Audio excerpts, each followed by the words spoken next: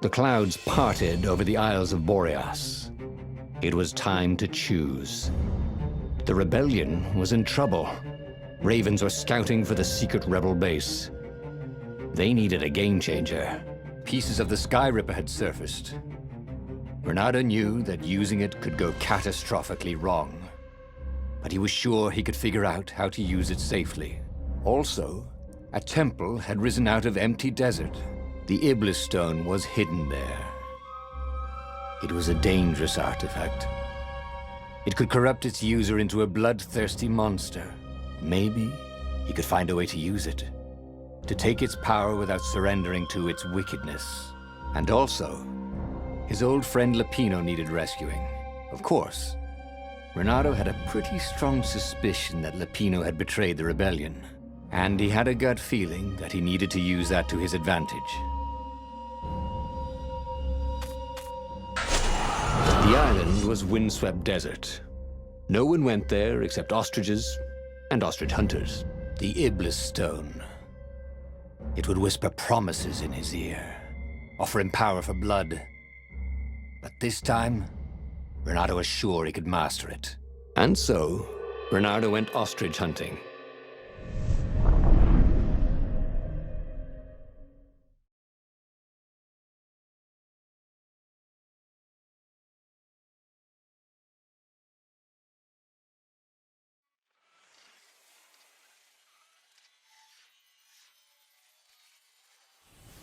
Every child could sing verses about the Sky Ripper, but ancient codices held hints of other things.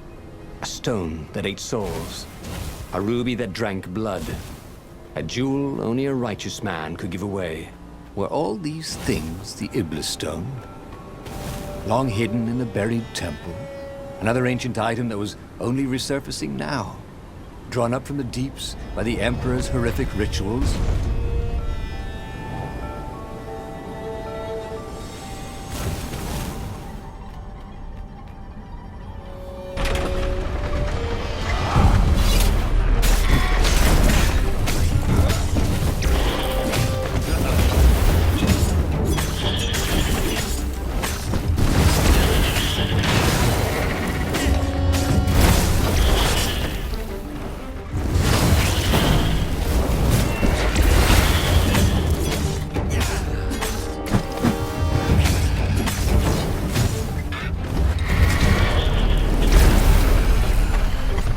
Ravens were already here, cawing in frustration. They were still searching for a way in. Good. Then he hadn't come too late. What are you guys dressed up as for Halloween? Just wondering.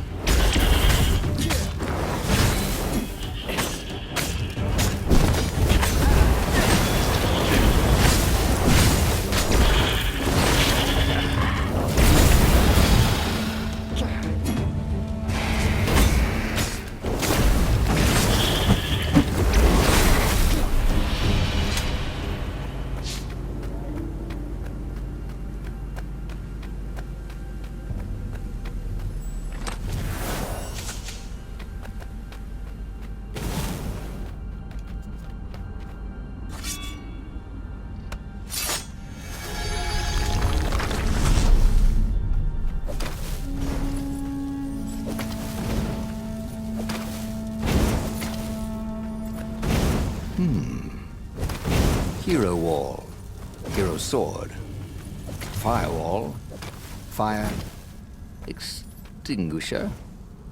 There had to be some way to use the Iblis Stone. It was old, wasn't it? People are so much cleverer now. And Bernardo was pretty sure he was cleverer than most people.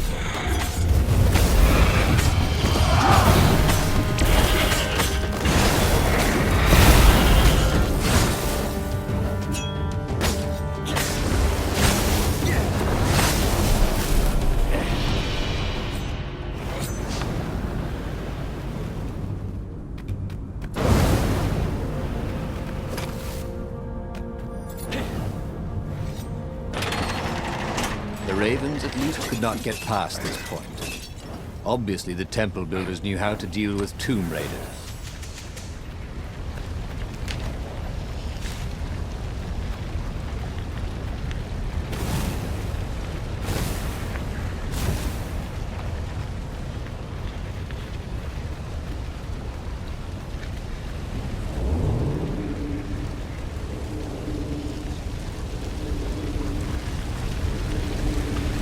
Reynardo hated cannon traps. Also, who reloaded these things anyway? He never figured that part out.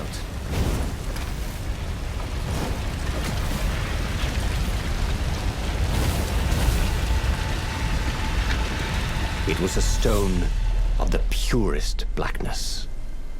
It reflected no light, like a void made solid. Nervous, he picked it up.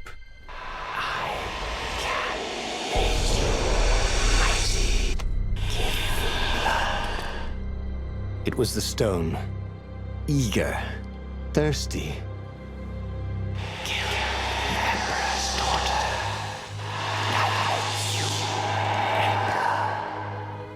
That seemed tempting and terribly wrong. Zenobia was the Emperor's greatest general and a potent witch. But they had been close once. And he had a sneaking suspicion the gem would try to control him. Why not capture the core of Skyripper instead? It was the eye of a lost god torn out by the Transcendent Emperor to power his greatest weapon. "Not the core," said the stone anxiously. But even though Reynardo knew how evil the gem was, he had a clever plan for dealing with it.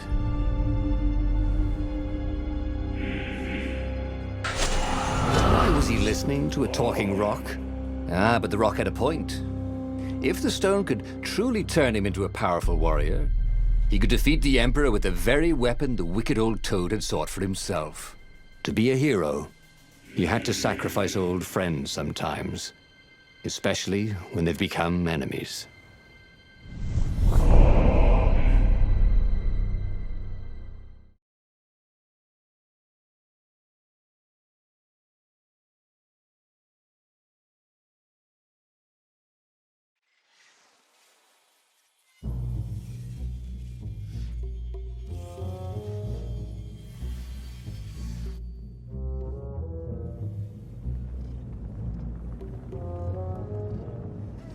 As he placed the impossibly black crystal in his gauntlet, Reynardo had a sudden vision. Charred fields covered in dead ravens below a black sun. Was it the time of the lost gods before the Transcendent Emperor? Was it the future? These souls, it whispered. Take the power. He could feel the stone's hunger for souls, its thirst for blood. All right, I get it. This was going to be interesting. This was the nice part of town, but the ravens had been through here. They like to take shiny things home to their nests.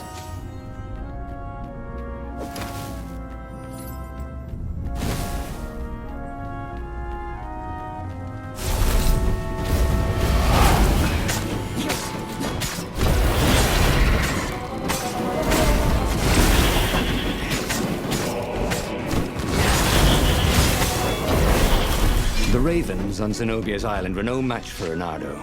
They screamed as the stones sucked out their souls. And with each death, he felt stronger.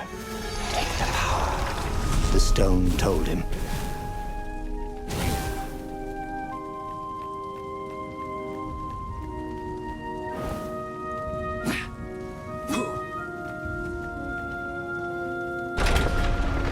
He couldn't do worse with Zenobia than he'd done with the core, could he?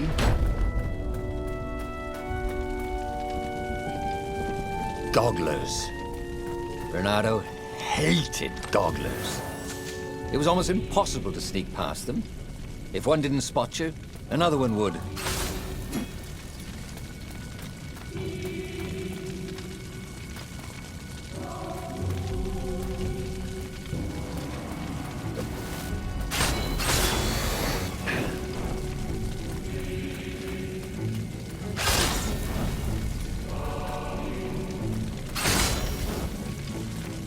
Well, the eyes have had it.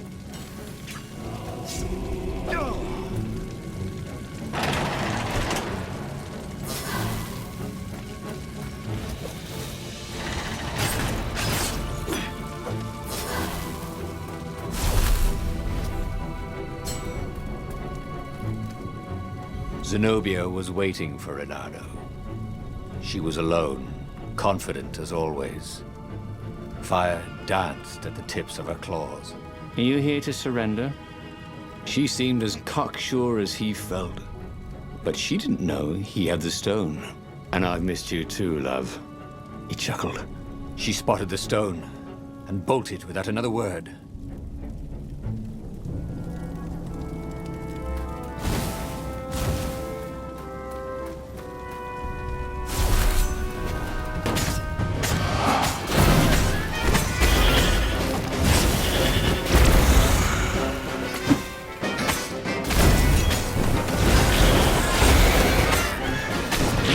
Time to do it, that, spoke Reynardo.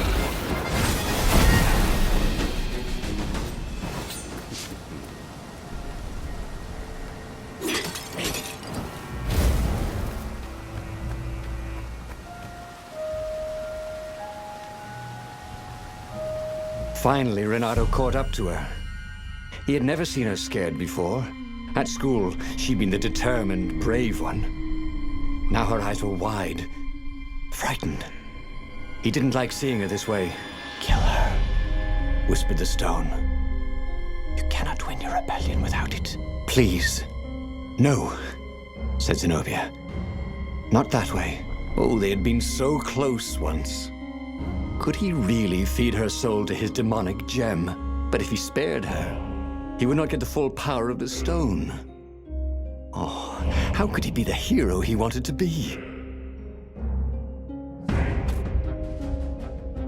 Reynardo hesitated. Zenobia was his greatest enemy.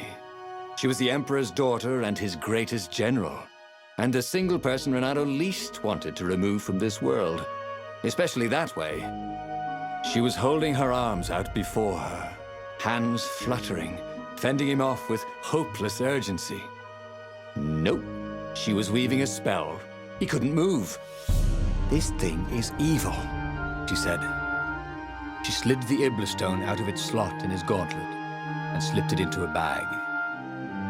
Maybe we can learn from it. She eyed him with a strange, wry, apologetic look. I missed you too. And before he could move again, she was gone. Learned from the Iblis stone? What did that mean? Would she take it to the palace or to the observatory on the Nexus? If she thought it was evil, she wouldn't want it in the palace. And, after all, it was evil, wasn't it? Maybe I can outrace her to the observatory, thought Reynardo. Cats can run faster, but foxes can run longer.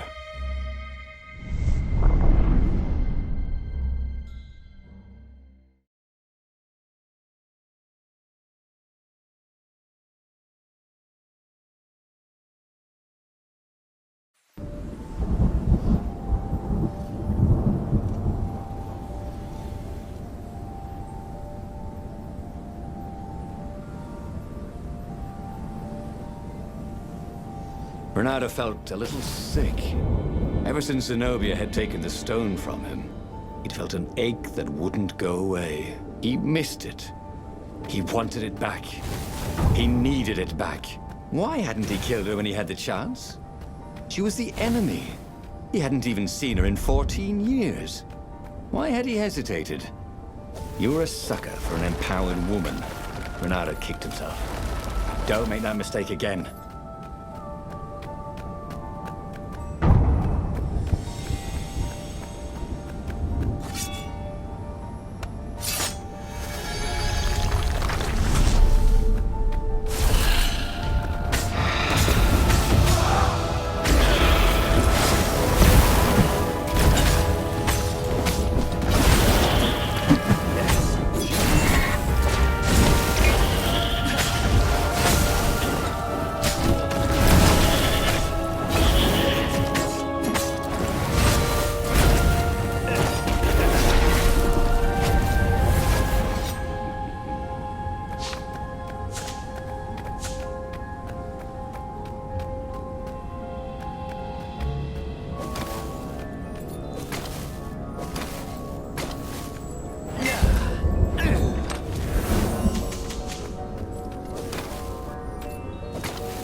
Zenobia thought the stone was evil. Was it? Well, yes, but he still longed to have it back.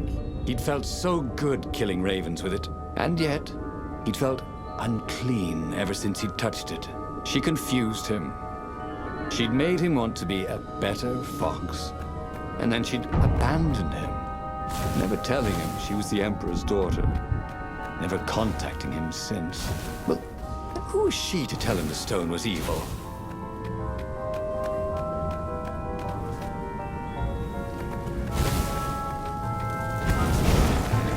Energy spheres. Easy to dodge, but boy do they sting if you didn't pay attention.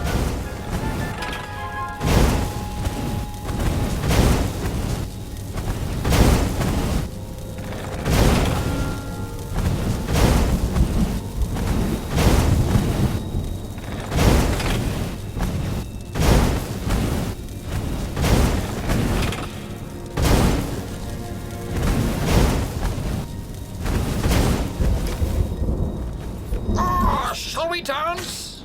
Come on, the lead raven.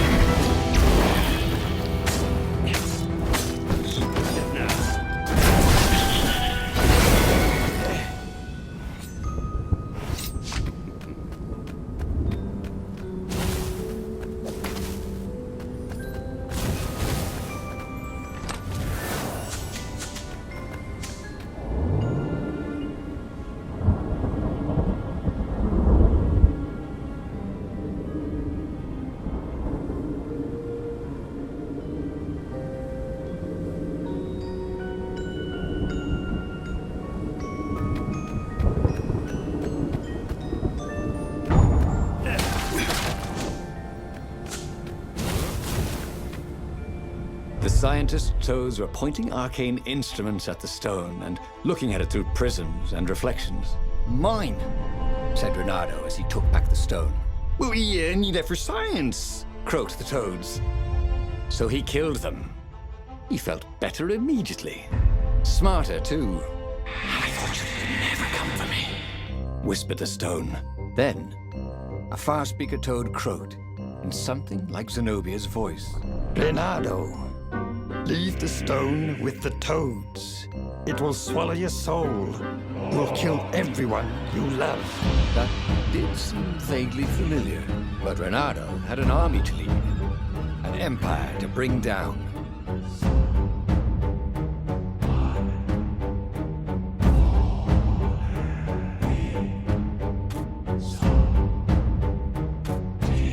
I know you can fight this thing. Zenobia continued in the far speaker's croak.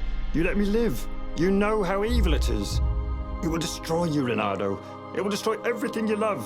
He had tried to convince himself that this time he would control the Iblis stone. But he could feel his will becoming brittle. She was right. He would get rid of it. Right? Now. Or now. He didn't really want to. I know. I'll go to the mountains, Reynardo thought. I'll find the strength to do it in the peace and quiet there.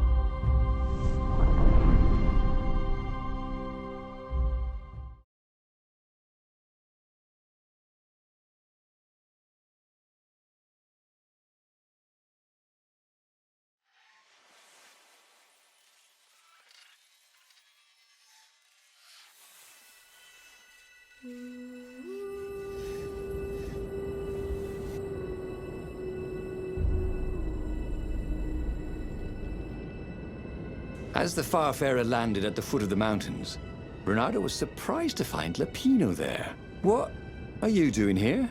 Oh, you wouldn't believe it. I was stowed away on an Imperial courier ship, dressed up as a combat nurse carrying a general's beak transplant. This is not a great time, said Reynardo, who was pretty sure he did not, in fact, believe Lapino's story. That's when you need your friends, said Lapino. I just need some peace and quiet, said Reynardo, and grimly set out on the path.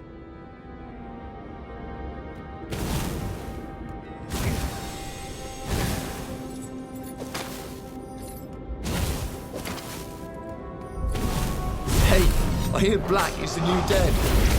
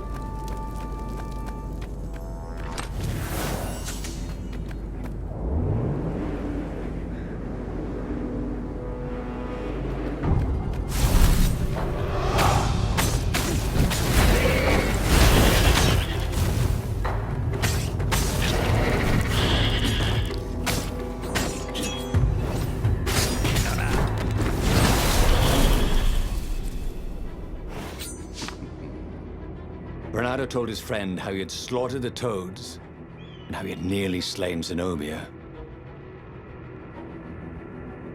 A terrible burden, this Iblis stone. Sympathized the rabbit. Yeah, but I need it. For the rebellion. Do you now? You know, you were a pretty fine fighter before you were wielding a demonic decoration. Oddly, the sword wasn't whispering at him to kill Lupino. Up ahead in the mountains, there was a peaceful spot. If he could rid himself of his burden anywhere, it was there.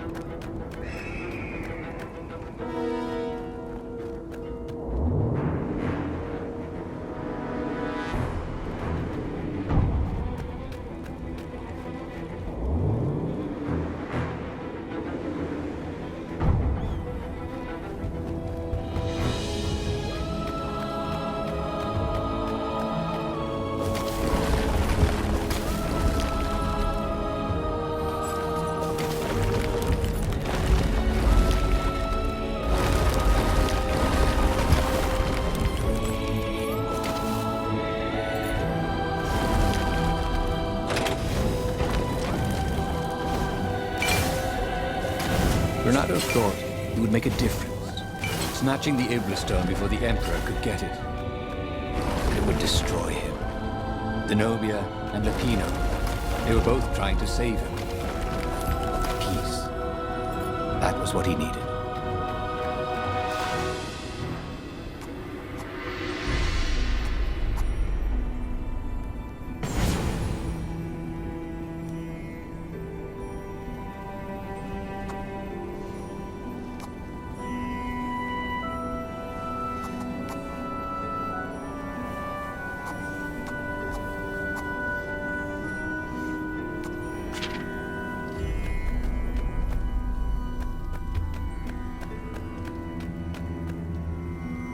So much for peace and quiet. There was Lupino. Again. You're stronger than some dumb rock, Lupino said. Let's just bury it, and no one will ever find it again. Renato could feel the spirit energy of all those dead ravens inside him, pecking away. The rabbit was right. Even if the rabbit was a traitor, he was still right. He tore the Iblastone from his gauntlet and threw it into the hole Lupino had dug. Stone was silent, probably sulking. Now whoop those Imperials, said Lupino. Are you coming? No, I can't come with you. It's my old injury, you know. Recently, it's been acting up terrible. I'd be no use to you at all. So Renato boarded the Farfarer alone. Renato felt lonely on board the Farfarer. How could his old friend Lupino, miraculously escaped from the Empire, leave him to face the final battle alone? Well, he'd abandoned Lupino before, hadn't he? It was only fair. And of course he felt lonely. He'd given up the Iblastone and all the souls he feted. Of course he felt alone. But he had done the right thing. It had been hard to do, but there was no better feeling than that. Zenobia would be so proud of him.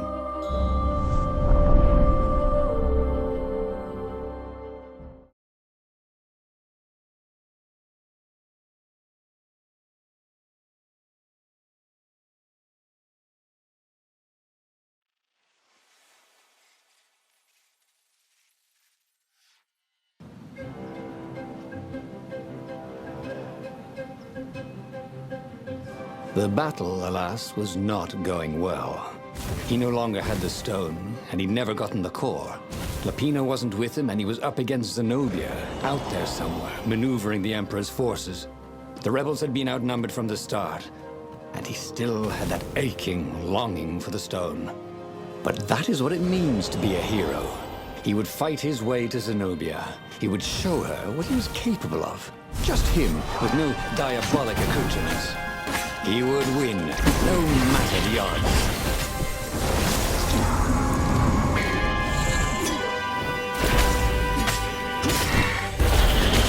What kind of raven can't fly?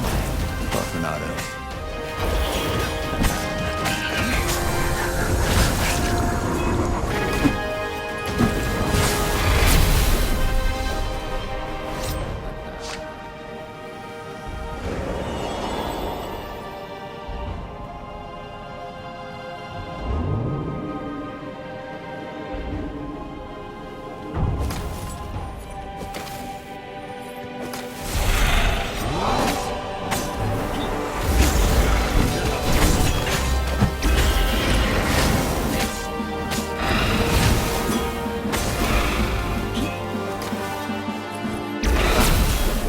Beautifully.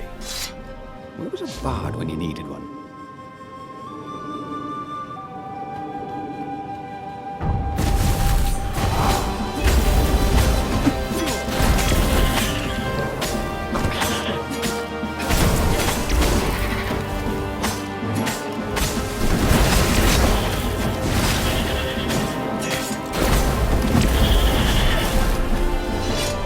Yes, that was it. Pirouette, slash, parry, dodge. Renato had never done such good work in a fight. He wished the poets were along to sing of his exploits for his old age. Maybe he wouldn't have to kill Zenobia. Maybe he could defeat her and take her prisoner. Then he could turn the tide against the Emperor. if she wasn't crown princess, once this was all over, she'd have more time for him, right?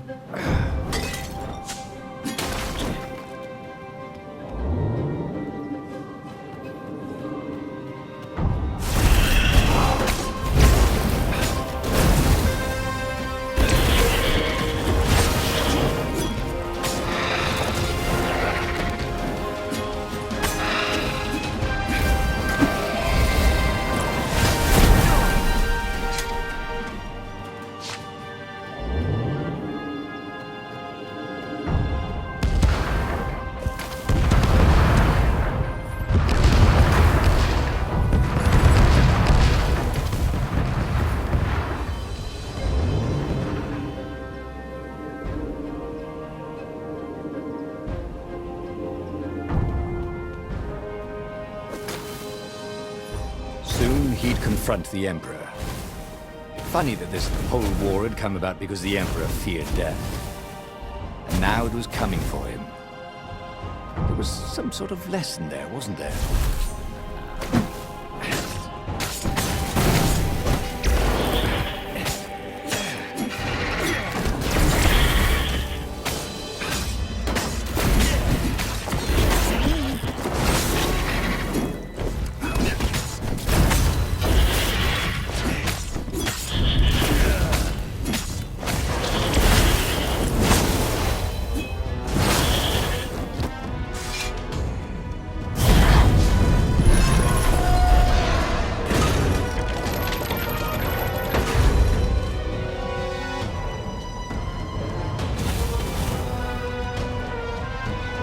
By some miracle, Renato fought his way to the Emperor's ship. He was exhausted, bleeding, but he'd found the strength to reject the stone. Zenobia came out of the ship. "Renato!" she shouted, and then she fell down and died. Lapino was behind her, wielding a sword that seemed to suck all the light out of the sun. You idiot! You threw the stone away! Cried Lapino. "You said it was evil." It hates sanctimonious pricks like you, laughed Lapino. And we're having a grand old time. Renato turned and ran. But no matter where he ran, Lapino jumped in front of him until Renato was cornered. That boy could hop. "You wouldn't do this to an old friend, would you?" cried Renato. You mean this? Said Lapino as he slid the sword into Renato's guts. Damn it! Again?